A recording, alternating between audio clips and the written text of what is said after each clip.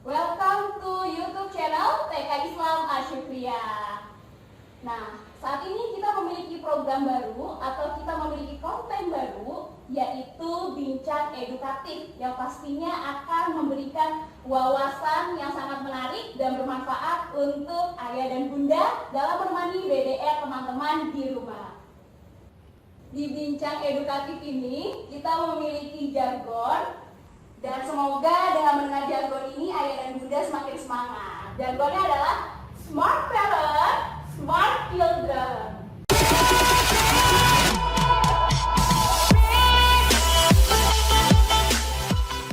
Sebelum kita memulai podcast kali ini, kita mau nonton dulu nih video pendek yang berkaitan dengan tema podcast kita pada hari ini. Selamat menyaksikan. Aduh, Riva kemana ya? Udah di WA, tapi nggak dibaca-baca nih. Tadi posisi katanya udah dibaca. Ini justru itu belum dibaca ini. Coba dihubungi ya. Kalau kita tunggu aja. Assalamualaikum. Waalaikumsalam. Ya Allah, Alhamdulillah. apa kabar? Ya Alhamdulillah. Duduk. Dia sebelum Pak. Lah, romannya sibuk banget ya. Emang kedenger saya mau ucapin salam, Mam. Ya Allah, apa kabar? Alhamdulillah. Alhamdulillah.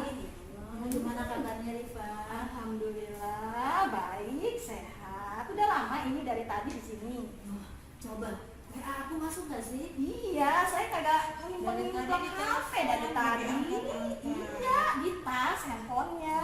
Dari tadi kita tuh udah ngobrol. Oh, Bisa dong. Ini sebentar lagi anak-anak udah mau masuk SD. Ya Allah, Mam, saya mau cerita. Dengerin dah, Mam. Dengerin, saya mau cerita, Mam. Iya. Lah itu bocah si Adam ya. Udah mau SD kan ya, bentar lagi ya. Ya Allah, belum bisa baca. Ampun, dah saya pusing kalau begini dah. Beneran. Bener, Mam. Kenapa sih susah-susah? Udah masukin les aja. Mau nikah baru kemarin aku daftarin masuk les. Yang bener. Iya. Les? Bener. Oh, gitu ya. Orang anaknya juga udah mau. Ada apa sih? Maaf, aku nggak fokus. Itu loh si Riva lagi curhat. Anaknya belum bisa baca. Kita bolesin.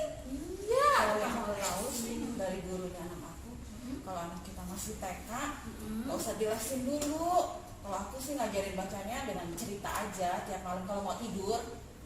Cerita. Iya, cerita. Baca cerita. Baca cerita. Emang bisa? Bagaimana ya dan bunda? Tadi setelah nonton video pendek, pasti sekarang banyak banget pertanyaan yang sudah mulai bermunculan. Kira-kira sesuai nggak ya sama tema kita? Pasti udah banyak banget pertanyaan. Tapi sebelum kita memulai podcast kita lagi, inti dari podcast ini, Bu Naila di sini nggak sendiri. Pastinya di sini Bu Naila ditemani oleh 3 pembicara kita yang cantik-cantik, semangat-semangat, dan pastinya sayang banget kalau ayah dan bunda melewatkan podcast ini karena kesempatan untuk menambah wawasan akan terlewat. Nah, sekarang Bu Naila kenalan dulu ya. Nah, di sini Bu Naila mau kenalan yang pertama sama Bu Nevi.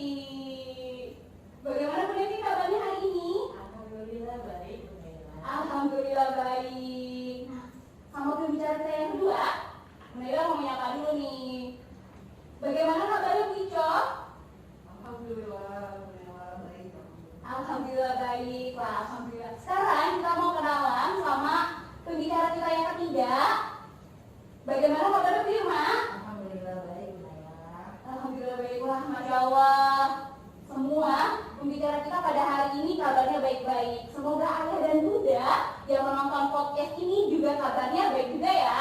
Untuk menanggapi video singkat yang tadi ayah dan bunda sudah lihat, sekarang kita mau bertanya dulu nih sama Bu Nevi selaku Kabid Akademik LPIA Asyukriya. Bu Nevi, kira-kira apa sih dampak dari memaksa anak belajar membaca dengan cara yang tidak tepat? Ya, baik Bu Naila. Sebenarnya kalau kita bicara tentang membaca di anak usia dini itu sebenarnya masalahnya setiap tahun keluar ya Bu Naila Nah, ya. bener banget Bu Nevi. Itu selalu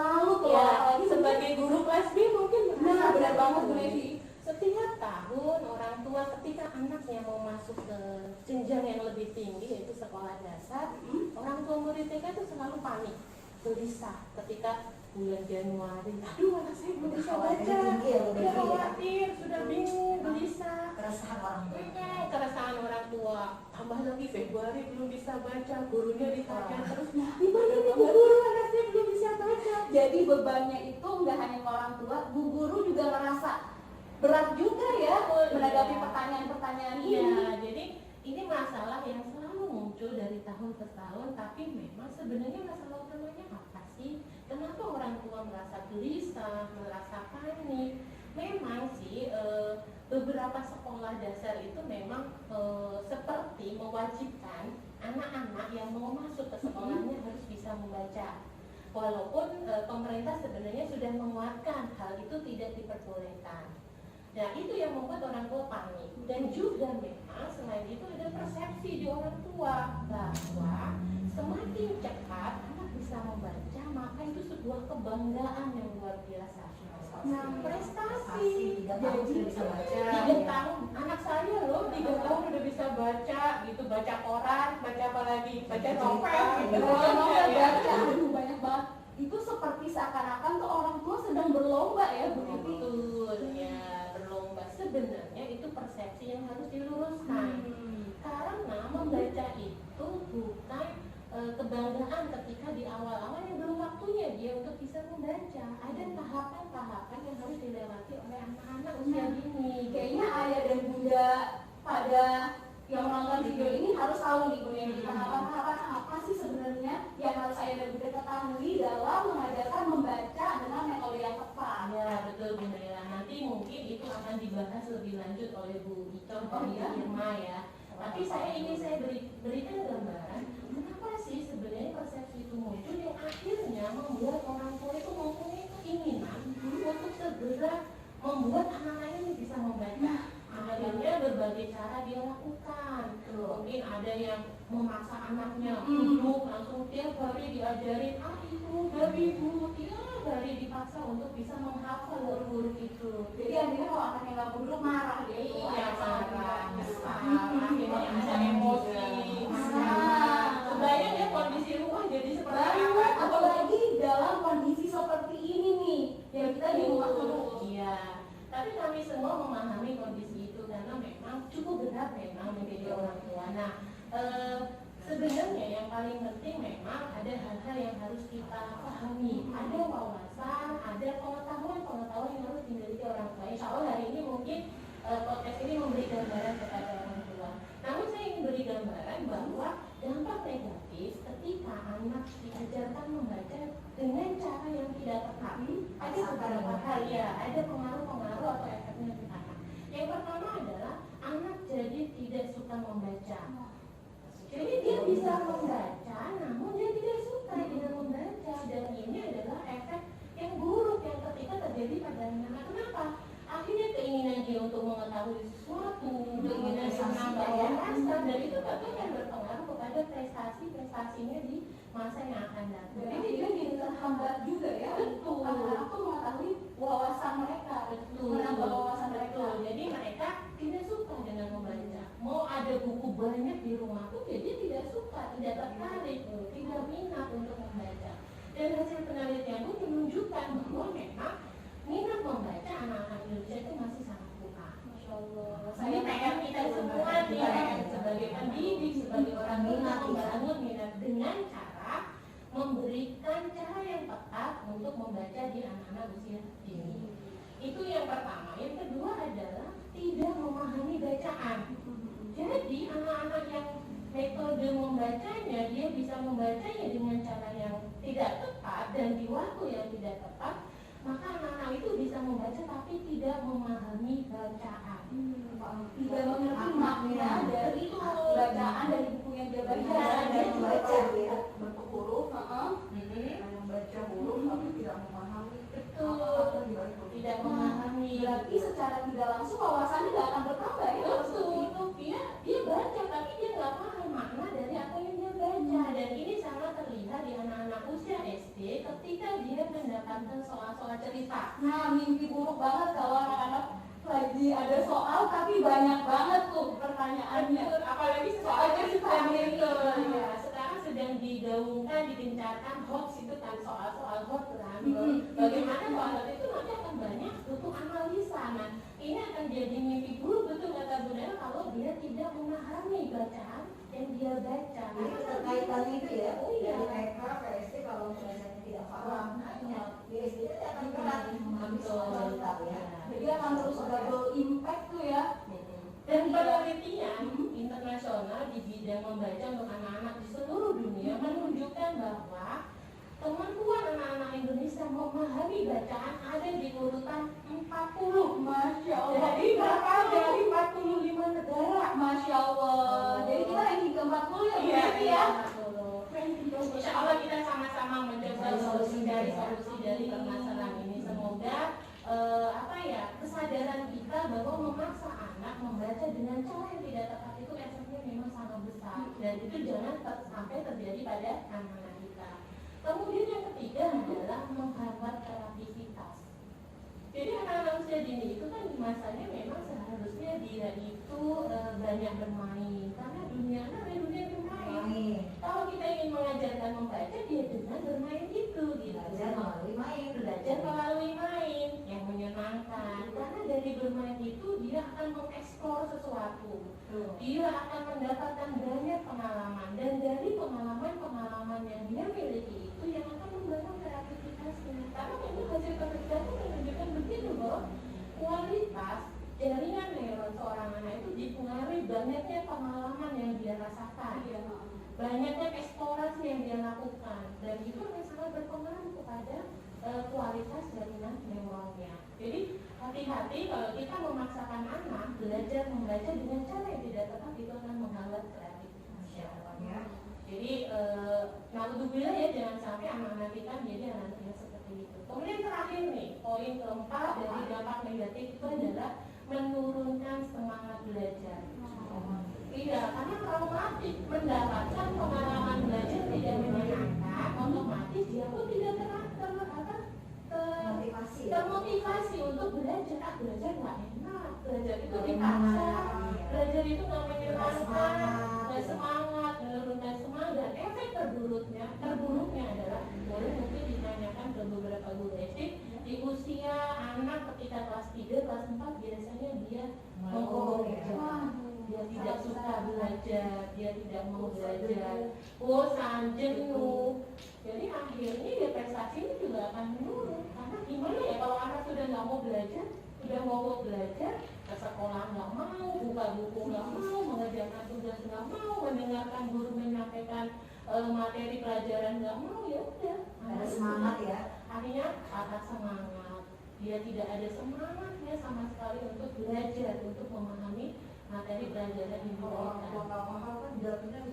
Betul ya. Jadi itu beberapa dampak negatif ketika kita memaksa anak belajar dengan cara yang tidak tepat dan waktu yang tidak tepat.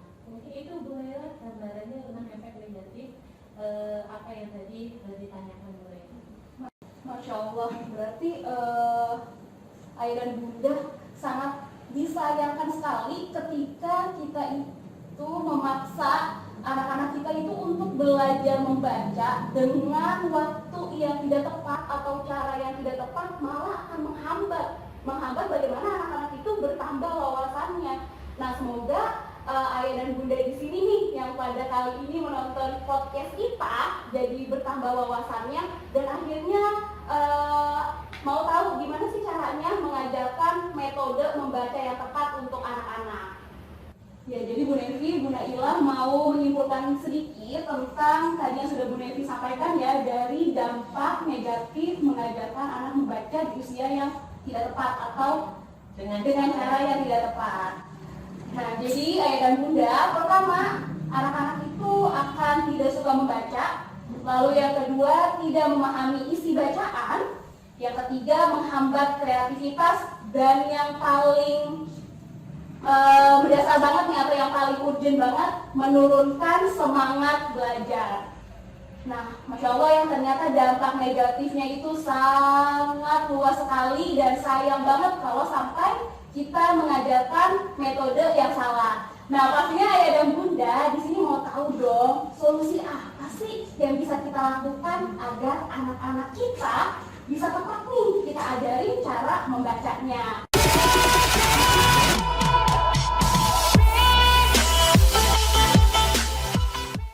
Nah, untuk solusi dari dampak negatif yang tadi, kita akan berbincang sama pembicara kita yang kedua, yaitu Ibu Siti Mukhlisah atau biasa yang disapa Ibu Ico, selaku Kadis Jenjang Dasar RPI Asyukria.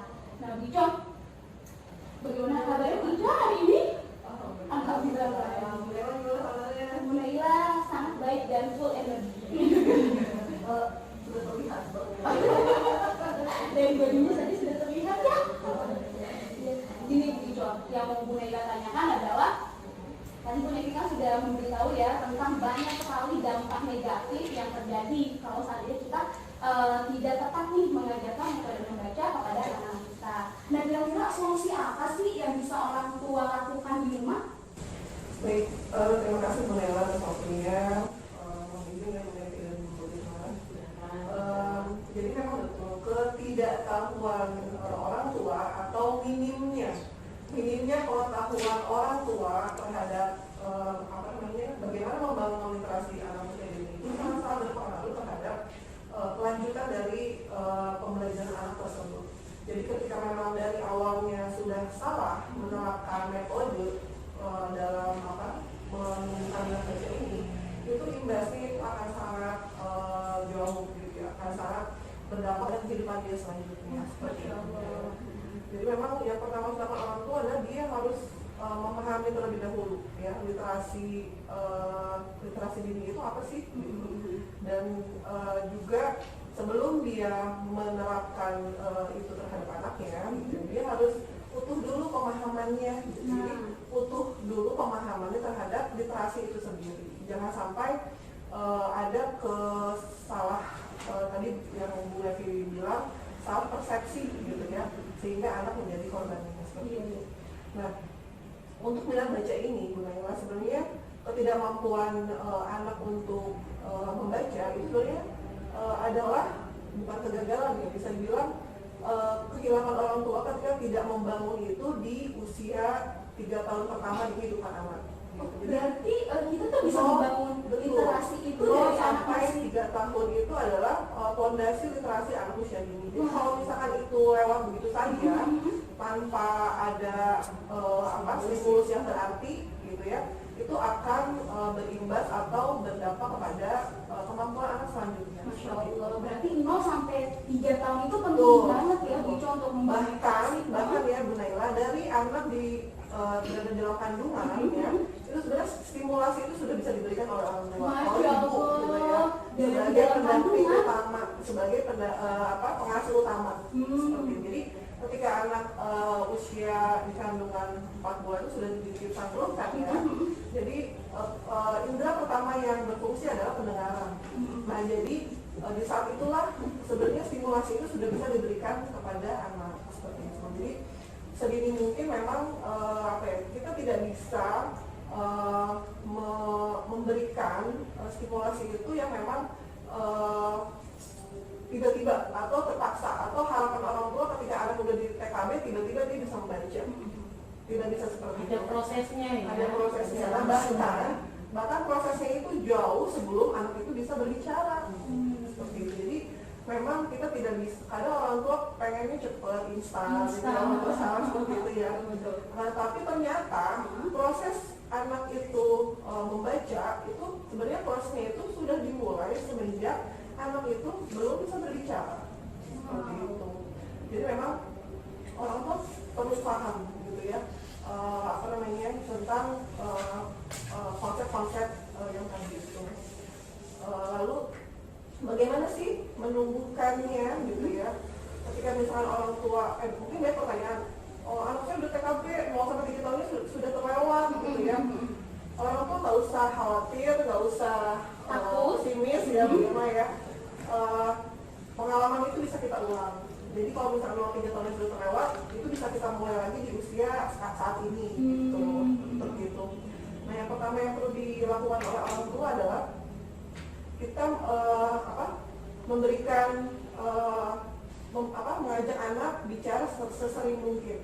Jadi bahasa lisannya yang kita kembangkan.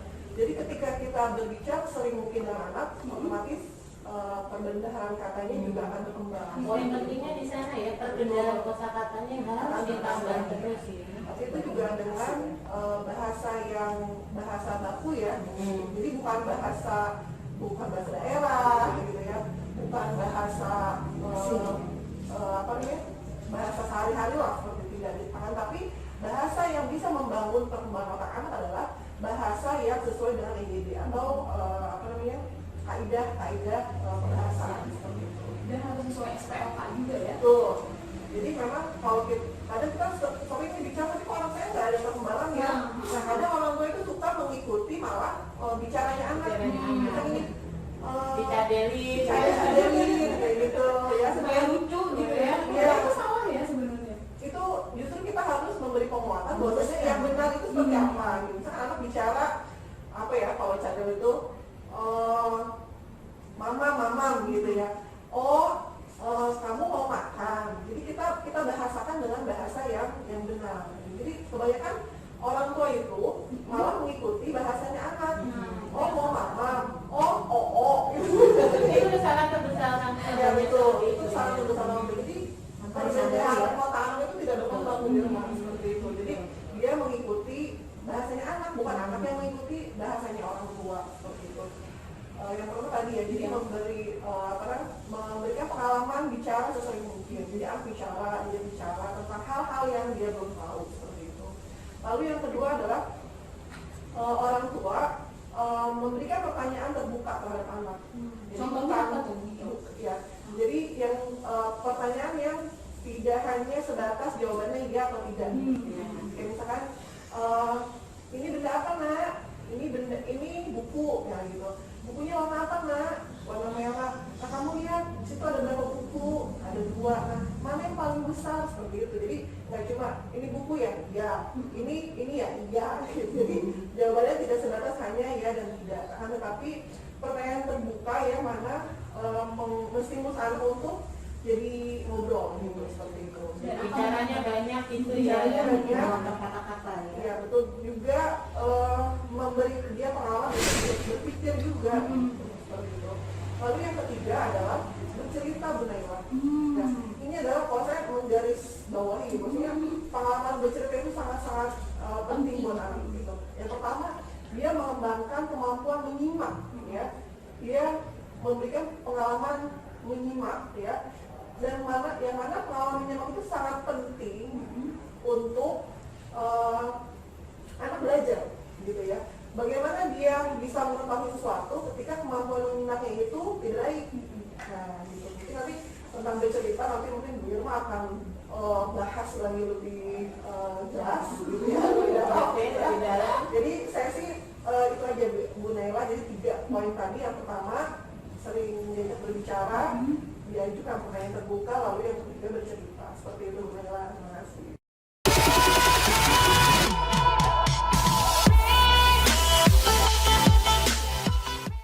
Terima kasih Bico atas penjelasannya ya tentang solusi untuk mengadakan anak-anak membaca. Masya Allah, Ayah dan Bunda, sekarang makin bertambah dong pengetahuannya. Nah, selanjutnya kita mau beralih ke pembicara kita yang ketiga nih. Pembicara kita yang ketiga di sini adalah Ibu Irma Haryanti atau biasa disapa Ibu Irma. Ibu Irma itu selaku Kepala Sekolah TK Islam Asyukriyah. Bu Irma mau ngebahas apa ya? Mau tahu dong? Yuk kita langsung ke Bu Irma. Nah Bu Irma, Bu Naila mau bertanya nih Bu Irma, gimana sih Bu Irma cara mengajarkan anak-anak itu membaca? Kira-kira pedoman membacanya itu seperti apa sih Bu Irma?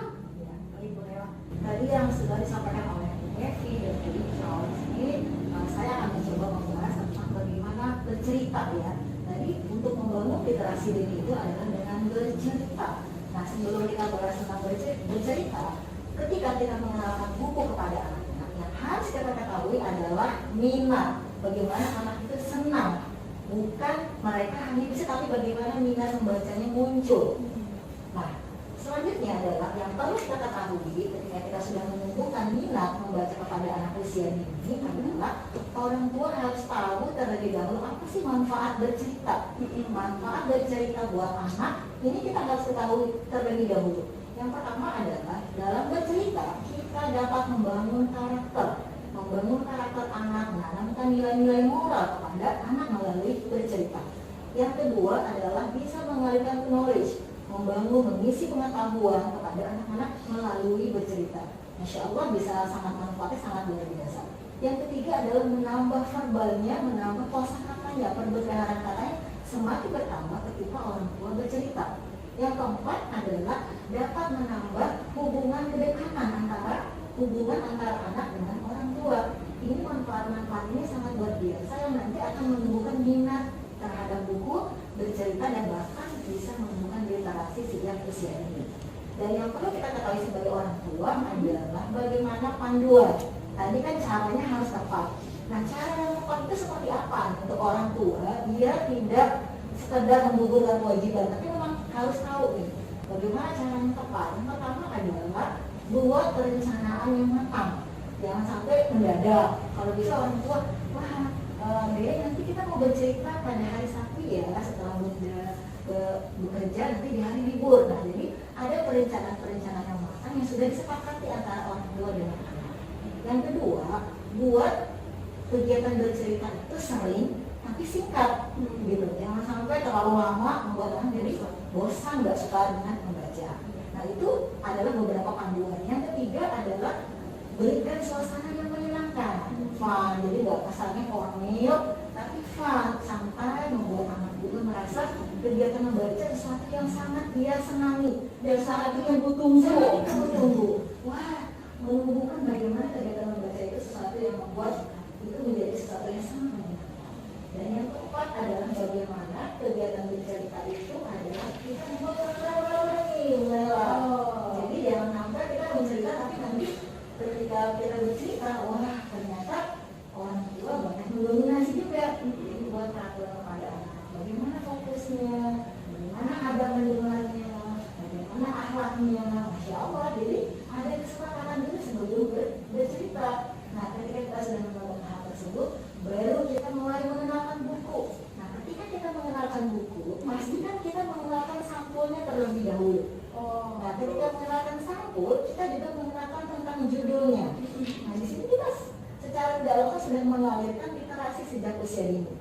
Lalu kita mulai membuka cerita-ceritanya, bagian-bagiannya, dan juga orang tuh harus tahu kalau anak usia dini itu lebih suka dengan buku-buku yang lebih banyak dengan gambar dan warnanya, dengan tulisan yang sedikit. Nah, di sini orang tua sudah mulai mengenalkan bagaimana tentang bercerita.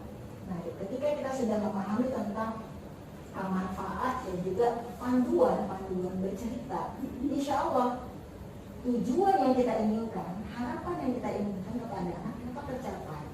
Jadi pentingnya orang tua memahami, mengetahui manfaat dan juga panduannya supaya tujuan dan harapannya sesuai dengan harapan orang tua.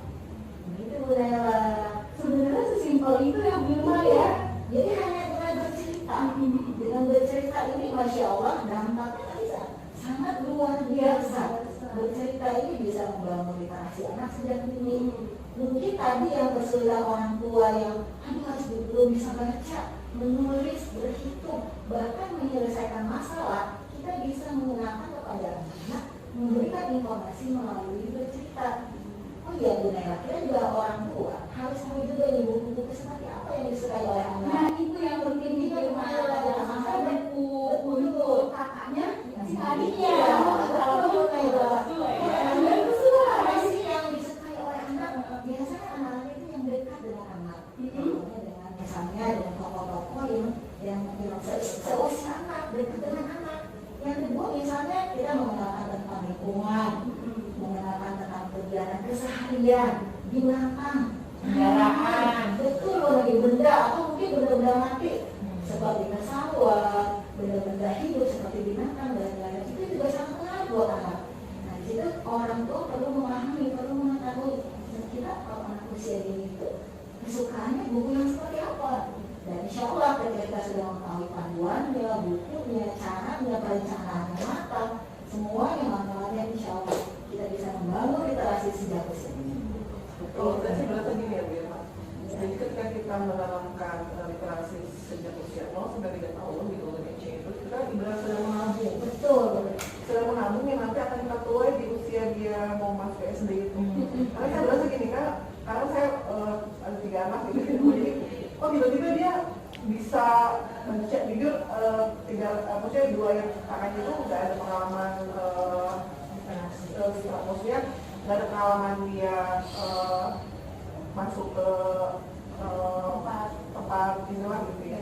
Nah tapi di situ tiba-tiba kok dia bisa mengeluh, tiba-tiba muncul gitu, tiba-tiba muncul keaksaraannya tiba-tiba. Nah mungkin saya jadi berpikir, oh memang itu sesuatu yang harus dimulai dari sangat usia dini. Sampai 3 tahun kan. Seperti menabung gitu. Iya. Kalau saya merasa seperti itu.